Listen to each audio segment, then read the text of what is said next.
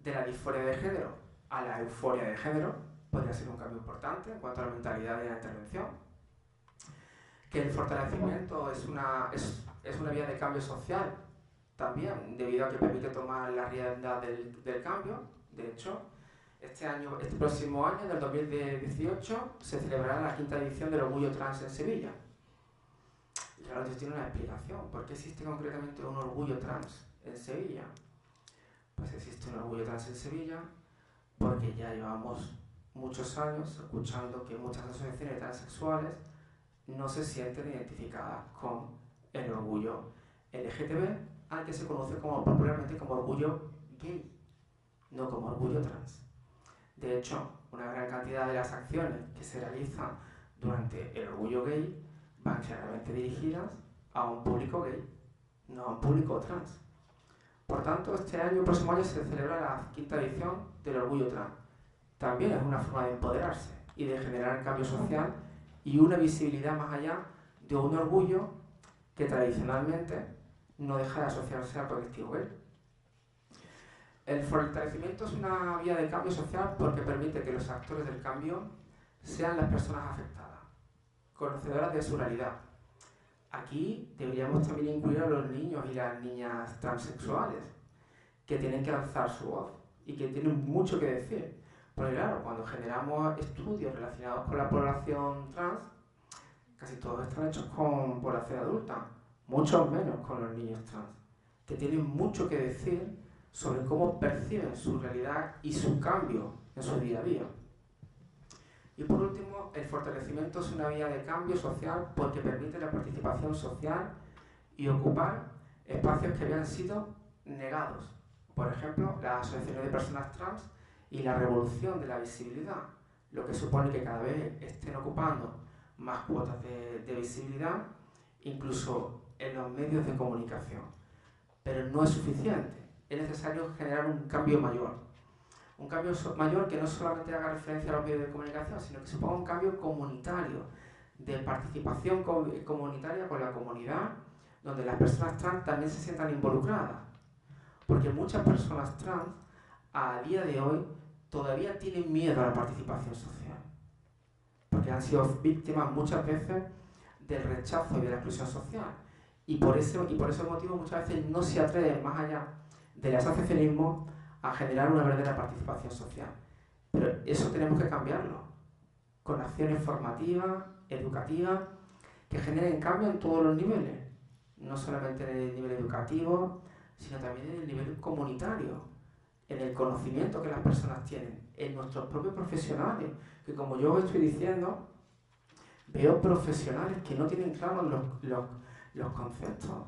No puede ser que un psicólogo salga a la calle sin saber exactamente cuáles son las características de una persona trans. Porque ¿qué pasa si montamos un gabinete y te encuentras con una persona trans? Que podemos causar mucho daño.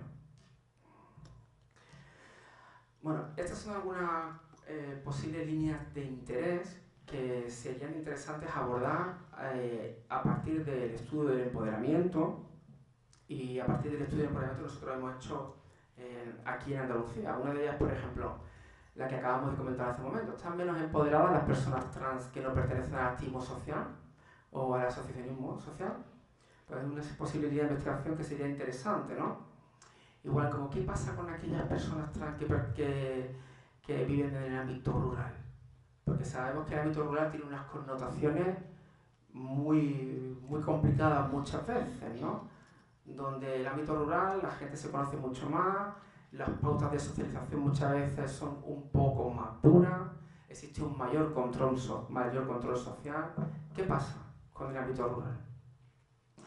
También sería interesante medir el empoderamiento individual. ¿Por qué os digo esto del empoderamiento individual? Pues porque la escala que nosotros tenemos de Spear y Peterson, que hemos traducido, es una escala que mide empoderamiento grupal, ¿vale? Hace referencia siempre a lo colectivo. Pero más allá del empoderamiento grupal, también hay un fortalecimiento individual, ¿vale? Que se relaciona además con el concepto de resiliencia. Es importante e interesante también quizá ahondar en esto, ¿no? No solamente en el empoderamiento grupal a través de otras personas, lo colectivo, sino en qué medida el empoderamiento me cambia a mí a la hora de participar a nivel social. Otra posible línea de interés en este sentido sería el desarrollo de intervenciones basadas en la importancia personal y social a través de las asociaciones de personas trans como vía de integración social, y esto lo uno con lo siguiente, que es desarrollo de intervenciones comunitarias, ¿no? Es decir, que las intervenciones comunitarias no solamente se queden centradas en el ámbito del asociacionismo, sino que seamos capaces de llevar el cambio social más allá del asociacionismo al terreno de la calle, al día a día, a la comunidad. Porque un poco es esto. Mira, este año cuando me invitaron al Orgullo Trans en Sevilla, una de las cosas que yo vi que me llamaron la atención fue que, por ejemplo, en el caso del orgullo gay, hay un porcentaje importante de población que no es homosexual, que participa del orgullo, ¿no?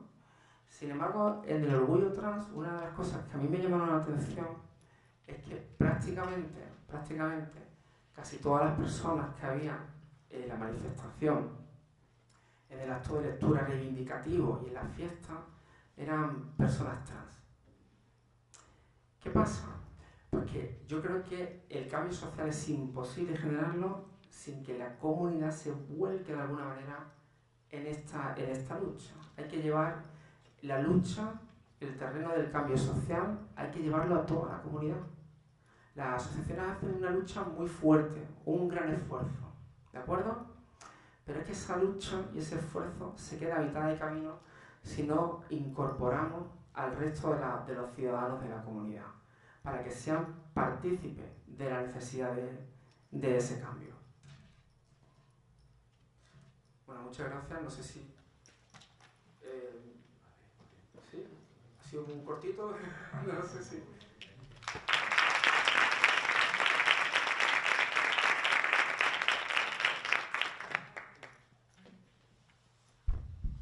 Bien, muchas gracias, Juan Manuel, como siempre. Abrimos turno de debate, preguntas, comentarios, cuestiones, cosas que decir.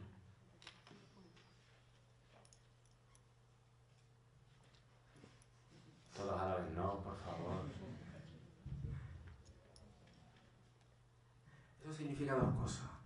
Que me he explicado de puta madre, o que os he dejado con la, así como diciendo, ¿qué ha dicho? Espero que sea que me he explicado muy bien y que lo hayáis entendido muy bien. Espero que haya sido eso. Pues yo tengo una pregunta.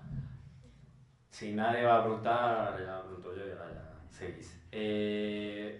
Juanma, cuando hablamos de empoderamiento, ¿sería toda minoría? ¿Hablamos solo de todas las minorías? Bueno, es que el empoderamiento es un concepto que siempre se ha asociado a generar el cambio en los colectivos más desfavorecidos, más excluidos a nivel social. Y el colectivo LGTBI y concretamente el colectivo trans e intersexual es uno de los colectivos que más ha sido desfavorecido, ¿no? A nivel social. Principalmente porque es verdad que ahora las generaciones están cambiando mucho, ¿no? Y que muchas familias, cuando tienen un hijo o una hija trans, se ponen en contacto rápidamente para saber, para evitar, para saber cómo tienen que proceder. Pero hasta no hace mucho, esto era completamente incomprensible. De hecho, es que tenemos una falta de modelo. En un estado heteropatriarcal como el nuestro, si los gays tenemos muchas veces falta de modelo, las personas trans tienen una clara falta de modelo, porque es que los medios de comunicación aparecen personas trans. Entonces, hay una falta de información sobre... De hecho, hay una cosa muy curiosa. Cuando hicimos el primer estudio, había muchas personas trans que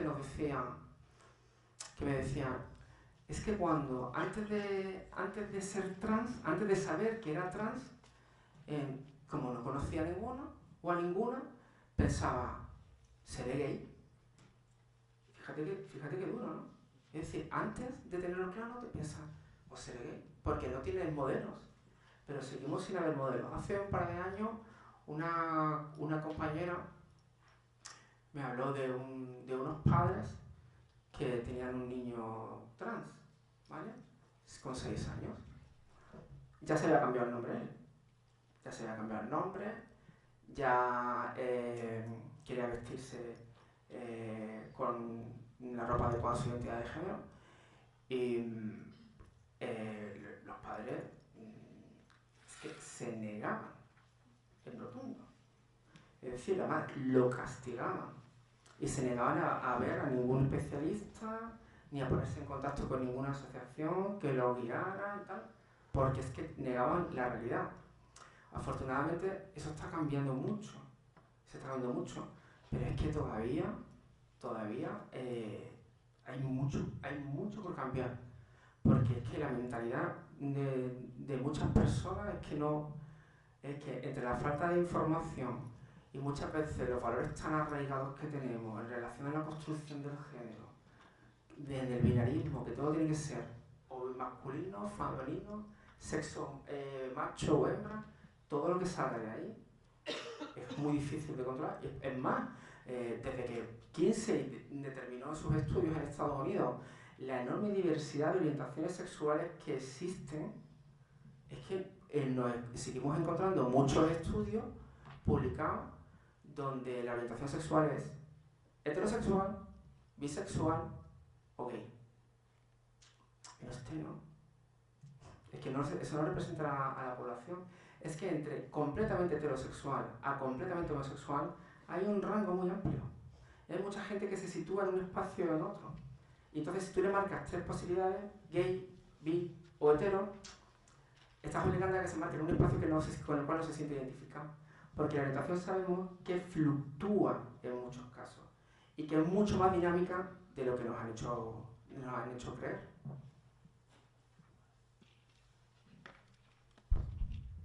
¿Alguien más?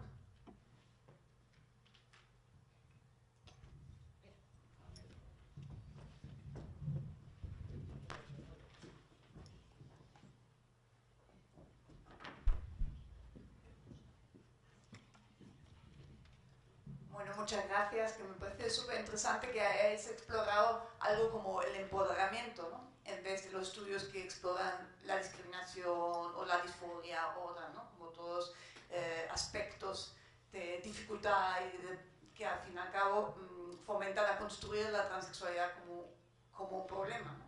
Que es justo lo que queremos cuestionar, ¿no? Entonces me parece interesante que hayáis explorado algo positivo, ¿no? Como el empoderamiento. Y no sé si lo has comentado porque como ya he llegado más tarde, pero quería preguntarte qué te ha comentado la gente trans con la que habéis hecho el estudio. Si te ha comentado algo sobre, más allá de responder a las preguntas, ¿no? del cuestionario. ¿Qué les parece? No sé, ¿qué entienden por empoderamiento? Mira, te cuento. Yo me acerco mucho a la psicología positiva, ¿vale? Me acerco mucho a la psicología positiva, porque estoy muy cansado de los problemas, de las depresiones, las ansiedades, de todo mismo. Los gays, el SIDA, los transexuales, las depresiones, lo intento decir. Oye, ya me canso de ese rollo. Ya. Es que hay mucho publicado en ese aspecto. Entonces yo me acerco mucho a la parte positiva. Mira, ¿vale? No digo que no exista, pero yo me acerco más a cosas que mejoren, ¿vale? Es mi corriente. Por eso, en el primer estudio que realizamos con personas transexuales, nos centramos en el apoyo social para analizar las redes de apoyo social y el efecto de la satisfacción con la vida. Y en este me interesaba sobre todo el nivel de empoderamiento y autoeficacia. Lo que pasa es que tampoco os he dado todos los resultados porque como no quiero publicar, no quiero que me digan, esto como que ya la gente lo sabe, ¿no? O como que no se está grabando esto, ¿no?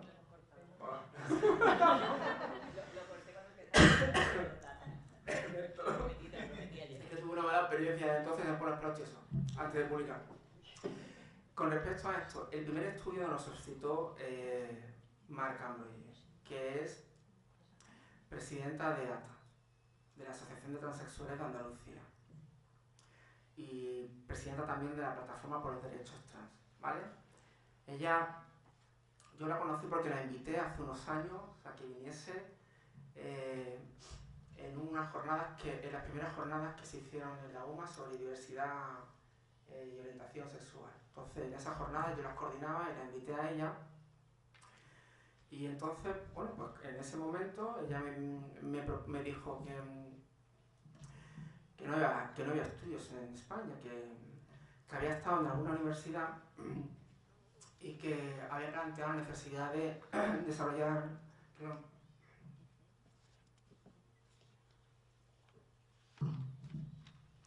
estudios con personas transexuales y que si yo estaría interesado.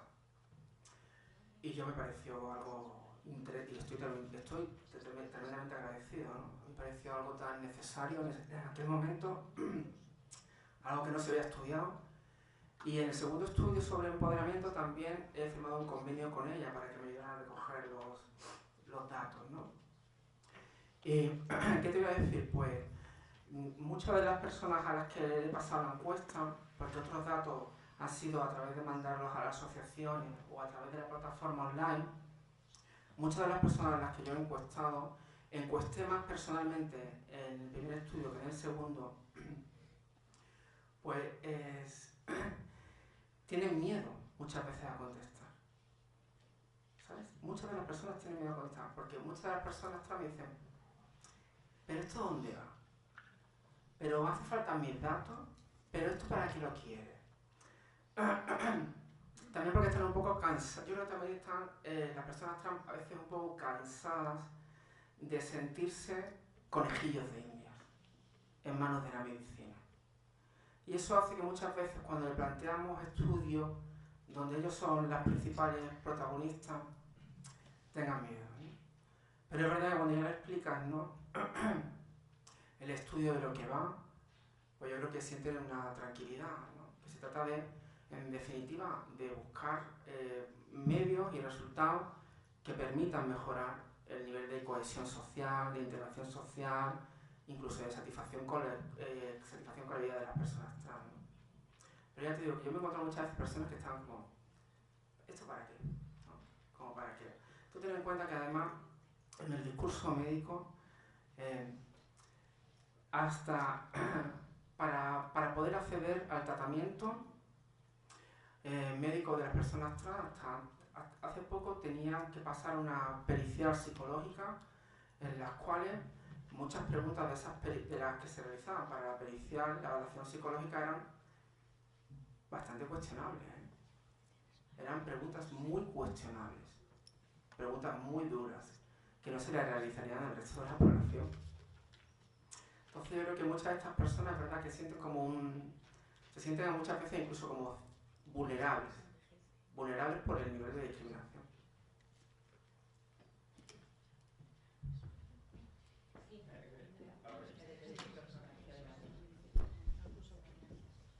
Sí, bueno, en primer lugar agradecerte la ponencia y esa capacidad de síntesis, y a mí me gustaría si pudieras profundizar un poquito en el protocolo de actuación de transexualidad, transgeneridad e intersexualidad en la Universidad de Málaga. Te lo comento por la siguiente razón, porque me han surgido varias interrogantes y también algunos miedos. Yo he estado trabajando durante más de 8 años en la Universidad Autónoma de Madrid, en el ámbito, en el área de género y desarrollo. Entonces, en todas las universidades sabes que hay una ley en relación a la creación de las unidades de género que están ya por ley, y dentro de estas unidades prácticamente todas las universidades del Estado español y también de las universidades de Andalucía tienen un protocolo de prevención y actuación ante situaciones de acoso sexual en general. O sea que aquí sí que es verdad que, como decía Ahmed también, interesa mucho tu posicionamiento desde un punto de vista del empoderamiento y no tanto, ¿no?, de lo negativo, que sería en cómo dar respuesta al acoso. Pero si bien es verdad que en algunas universidades, por ejemplo la Universidad Complutense de Madrid, ha aumentado, no ha habido ese giro pero sí aumenta, añade acoso sexual, acoso por razón de sexo, sexista, acoso por orientación sexual e identidad y expresión de género de la universidad, o sea que hay otros muchos conceptos. Entonces quería saber un poco por dónde va el protocolo, que también has ¿no? como anunciado algunas cuestiones que no solo van en relación obviamente al acoso, sino con el tema del cambio de nombre, pues a la hora de que aparezcan los resultados del examen y tal, pero me parece muy interesante en este sentido. Y por otro lado, plantear mis miedos a la hora de que están apareciendo, bueno, pues distintas herramientas, instrumentos, en este caso protocolos, que podían estar cruzados, interseccionados, porque de repente aparecen un montón de protocolos con cuestiones, por un lado, muy específicas y otras que podrían ser elementos comunes. Bueno, este protocolo además también recoge la situación de violencia de situación de género contra las personas trans y a su vez remite al protocolo de violencia de género de la Universidad de Málaga, ¿vale? Lo complementa, es decir, que hace referencia a situaciones de violencia en caso de personas transexuales o intersexuales y remite la actuación al protocolo de violencia de género de la Universidad de Málaga, ¿vale? No lo desarrolla de forma aparte, sino que hace referencia a él y remite que la actuación es idénticamente igual que en el protocolo de violencia de género, ¿vale? Y en el de violencia de género no aparecía... No, porque es anterior. Es anterior. Es que este es novedoso, es que este lo hemos aprobado en el Consejo de Gobierno en junio. Lo hemos aprobado. Y porque metimos ahí presión para que pasara junio, porque fuimos prácticamente a tu pastilla, ¿no? Para que se aprobara, porque además queríamos que fuese también un referente para otras universidades españolas, ¿no? La necesidad de tener un protocolo, porque además tenemos casos de personas trans en nuestra universidad. ¿Y de dónde cuelga orgánicamente? Es decir, este protocolo... La unidad de igualdad. Con la unidad de igualdad. Sí, ahí está recogido. ¿Vale? De hecho, yo os pongo aquí el link, ¿vale? Ese es el link donde está recogido en la unidad de igualdad, el protocolo de hacia personas trans. ¿Es un protocolo unificado para todas las universidades andaluzas? No, este es el protocolo de la Universidad de Málaga. Hay que tener en cuenta que las universidades españolas son organismos autónomos y cada una de ellas reglamenta en función de lo que considera pertinente. ¿Vale? Sí, pero se va a intentar de que se... Bueno, ya las asociaciones están mandando el protocolo a todas las universidades para que se pongan las pilas. Porque si no también habría, bueno, pues una discriminación, ¿no? El estudiar en Málaga o en Sevilla, por ejemplo. Sí, más que nada porque unas regulan y otras no, ¿no? Pero las asociaciones están empujando ahí fuerte para que ese protocolo se apruebe en otras universidades. Vale, y una pregunta que tengo, has hablado del cambio social trans, ¿no? ¿Qué correlación tendría con la teoría queer? Oye, es que hablamos de cosas muy diferentes. Hablamos de la mano, ¿no? Claro, es que hablamos de forma de percibir y de analizar y estudiar el movimiento, ¿vale? El movimiento queer se ha caracterizado siempre por cuestionar todo el binarismo de género, la representación social en cuanto a las categorías de identidad de género y manifestación y de variación genérica, ¿vale? Y a partir de ahí de construir todo. El movimiento queer ha querido deconstruir todo, ¿vale? Ha querido construir no solamente el género, el movimiento queer ha querido deconstruir el sexo como construcción social, el género, las identidades, los roles de género, las formas en las que hombres y mujeres se proyectan en la sociedad en función de la cultura, la identidad, incluso la etnia, es algo común al movimiento queer, ¿vale? Pero el movimiento queer no es el movimiento trans. Es que el movimiento queer es yo podría decir que el movimiento queer es una forma de aproximación al estudio del colectivo LGTB, ¿vale? Pero no es movimiento trans.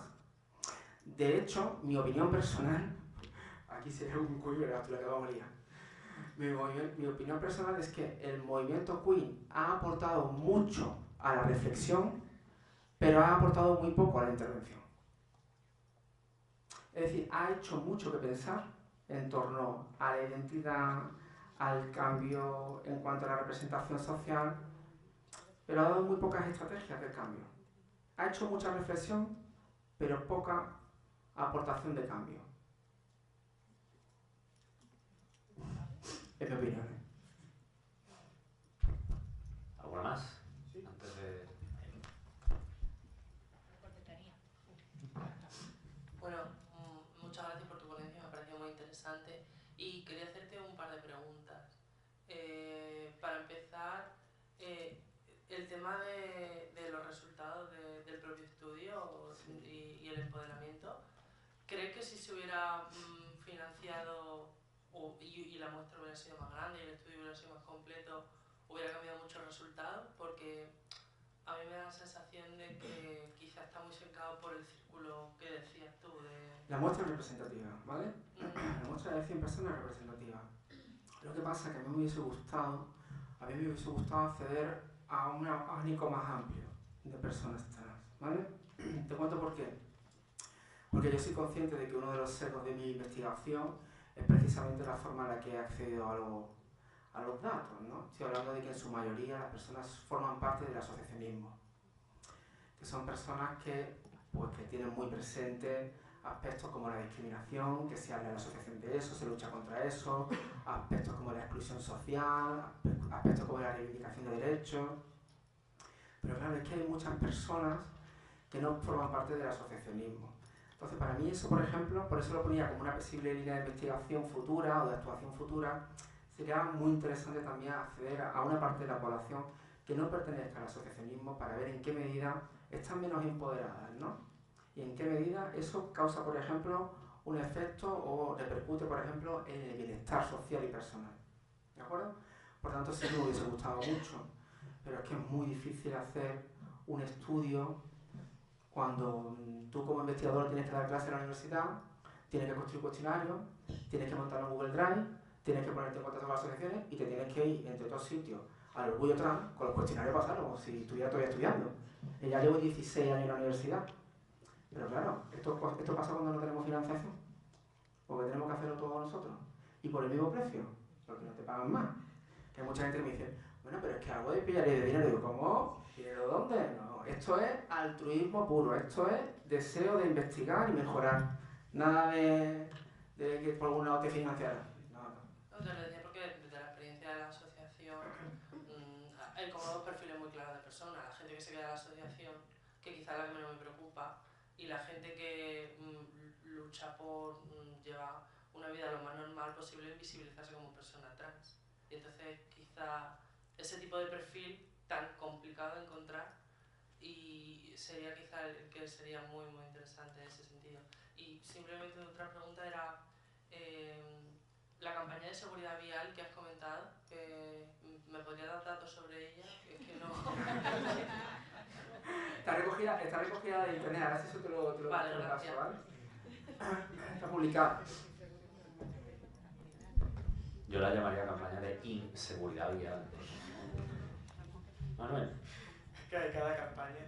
Bueno, aparte de esto, agradecerte, por supuesto, este momento en el cual nos has presentado los estudios, aunque nos falten algunos que son un poco interesantes y me voy a cortar en alguna pregunta que sí tenía por ese sentido. Lo que sí que me preocupa, y me preocupa especialmente, precisamente lo que se estaba señalando ahora sobre la transexualidad en el fenómeno, digamos, de la persona que no está en el asociacionismo y sobre la información que tenemos, sobre todo en el ámbito rural. Me preocupa bastante la discriminación que ahí se ve y cómo muchísimas de estas personas prácticamente viven no ya ocultas, sino discriminadas totalmente porque no pueden ocultar al fin y al cabo lo que son, lo que sienten, y tampoco ellos quieren acudir a otros lugares. Yo procedo de un entorno rural y he podido comprobar a algunas personas que están en la situación prácticamente de negación, ¿no? o completo rechazo hacia su propio sentimiento. Y aún así no dan el paso, o sea, digamos que es como si se camuflasen en la homosexualidad, ¿no? O sea, como estar un poco ahí, pero realmente lo que siente o lo que se está sintiendo es que su cuerpo no le corresponde. Justo con esto, ¿hay algún estudio, algún proyecto, algo que verdaderamente haga que estas personas puedan llegar a tener contacto con otras personas que se encuentren en esta situación? Mira, si existe algún proyecto de intervención que se aborde en ese sentido de la intervención social y comunitaria, lo desconozco. No lo sé. Lo que tú dices además es muy interesante porque muestra un nivel muy elevado de transfobia interiorizada, ¿no? Y es el miedo, ¿no?, a ser persona transexual por las repercusiones que puede tener, ¿no? Lo que pasa es que es verdad que a nivel de estudio, en el ámbito rural, no solo en España, sino también en el ámbito internacional, con el colectivo LGTB, hay poquísimo. Poquísimo porque principalmente el acceso a esos datos a esos datos cuesta muchísimo trabajo, ¿no? Pero es verdad que de alguna manera es interesante y es importante también acceder al ámbito rural de los investigadores que hacemos, ¿verdad? Muchas veces hacemos todo lo posible, aunque podríamos hacer más, ¿no? Pero es importante que analicemos también la realidad de muchas personas que se encuentran en el ámbito rural, donde muchas veces es verdad que las tradiciones, los valores culturales más tradicionales están a veces más arraigados y es más complicado, ¿no? De hecho, no es extraño que muchas personas que pertenecen al colectivo en el ámbito rural, finalmente cuando llegan a la edad adulta, acaben dejando el ámbito rural porque les supone una liberación, ¿no? Pero es interesante, sería interesante abordar lo que tú dices. Y necesario, claro está. Sí, lógicamente necesario, porque, vamos, visto desde solamente observando, solamente desde mi observación, veo muchísimos fenómenos en los cuales la persona se rechaza a sí misma o incluso busca algún canal que no es el que corresponde, como puede ser, por ejemplo, refugiarse en esas tradiciones, precisamente para intentar hasta cierto punto tapar, ¿no?, esa discriminación latente que ella misma sienta hacia sí misma. Entonces estamos hablando de personas profundamente insatisfechas con ellas. Bueno, en el caso que además yo os he contado, yo he dicho, había un niño, una niña trans, en este caso, que los padres se negaban y lo castigaban, ¿vale? Porque pronto se puso otro nombre adecuado a su identidad de género, empezó a vestirse con ropa adecuada a su identidad de género y los padres rápidamente empezaron a castigarla, ¿de acuerdo? Y ese, por ejemplo, es un caso del ámbito rural, de aquí de Mara. No me extraña, ¿no? O sea que a veces es complicado, no siempre, pero es verdad que el ámbito rural a veces es más complicado. ¿Alguna pregunta más antes de irnos al pequeño descanso? La última pregunta. ¿Este estudio se va a traducir de algún modo a nivel institucional o se queda en un marco teórico? ¿Se va a plasmar? No, el estudio se va a publicar en una revista internacional. Todos los resultados se publicarán en la revista internacional científica. ¿Vale? De todas maneras, mi compromiso con la presidenta de ATA, Silvia Rivera, es que una vez enviado y aceptado, en la universidad, bueno, en la Facultad de Psicología, daremos a conocer todos los resultados del estudio. ¿Vale? Así que, bueno. Voy a hacer yo un inciso. Sí. Te pongo en el compromiso de que cuando estén hechos, si eres tan amable, te pongas en contacto con nosotros. Sí, cuando... Y yo a todos vosotros que claro. sois asistentes, a través del correo electrónico, pues nos comprometemos desde Mancomunidad a hacerlo llegar. Claro. ¿Sí? Gracias.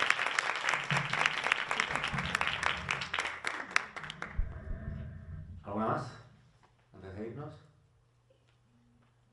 Pues voy a aprovechar yo y la voy a hacer yo. Me lo cojo yo y ya está. Bien, yo me he apuntado aquí, Juanma, que estoy totalmente de acuerdo contigo, que el cambio social tiene que ir siempre de la mano junto a toda la comunidad, si no, como que es complicado. Por otro lado, también has dicho, que también estoy de acuerdo contigo, en que lo que existe realmente, por ejemplo, lo que hemos estado hablando, a la transexualidad es una falta de modelos. Muchas veces hablamos, aquí los y las compañeras, en el hecho de que, por ejemplo, faltan también modelos alternativos de relaciones positivas, por ejemplo, en televisión, o en el cine, o en la literatura. Entonces, ¿se te ocurre que pudiese haber alguna forma, manera de generar cierto interés en que eso se lleve más allá? Es decir, que se pueda generar ese interés para generar el cambio social. Porque, por ejemplo, muchas veces lo comentamos y hablamos y decimos, no, que a la gente realmente no le interesa que haya un programa de televisión, por ejemplo, donde se vea otro tipo de relaciones, otro tipo de modelos, porque luego la gente no los ve. Entonces seguimos reproduciendo lo mismo. ¿Sabes lo que pasa? Yo creo que muchas veces también los medios de comunicación son un reflejo de la sociedad, ¿no? Y de la cultura dominante, ¿no? Y en los medios de comunicación yo, de verdad, que hay veces que, por ejemplo, cuando estoy haciendo de comer, me pongo la televisión, veo mujeres, hombres y viceversa, que se me ponen los pelos tiesos. Pero es que eso es transmisión de valores. Eso también es transmisión de valores. Entonces, claro, es que hablamos además, por ejemplo, en ese caso, un programa con una media de edad de gente muy joven, prácticamente anquilosada de una forma terrible en los roles de género, donde es que incluso la estética muchas veces con la que le obligan a desfilar por ahí está completamente asociada a su género, donde se espera de ella un rol y de ellos otro completamente distinto. Y es que, claro, luchar contra eso que impera en los medios de comunicación es tan complicado, que es que, bueno, yo me imagino que todos nosotros tenemos ejemplos en nuestra propia casa. Yo he tenido ejemplos en mi propia casa, con mis sobrinos, con la educación tradicional de género, de cuando llega, por ejemplo, muchas veces ya en la edad en la que empieza la adolescencia, y ya dan por hecho que es completamente heterosexual, ¿no? Eso es un claro ejemplo, ¿no? Uy, ya tendrás novia, ¿no? Ya tendrás... Claro, y ahí está el tío, que está su tío, que está en el colectivo LGTBI, que tiene su línea de investigación LGTBI, y yo es que me pongo entonces...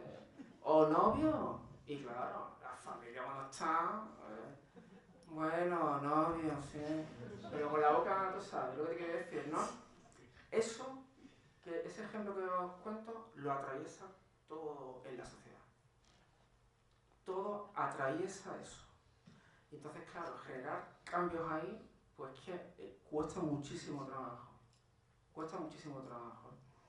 Yo procuro que, por ejemplo, una de las cosas que procuro es que mis investigaciones no se queden en el circuito universitario. Porque es que a mí esa es una de las cosas, cuando entré a la universidad, más conflictos me producía, ¿no? Es decir, yo no he parado de publicar estudios desde que entré, hace ya más de 16 años, pero de hace unos años para acá, sobre todo, yo digo, vamos a ver, es que los resultados de mi estudio no llegan a la calle, se quedan en el terreno universitario. Esto no es generar cambio social, ¿no?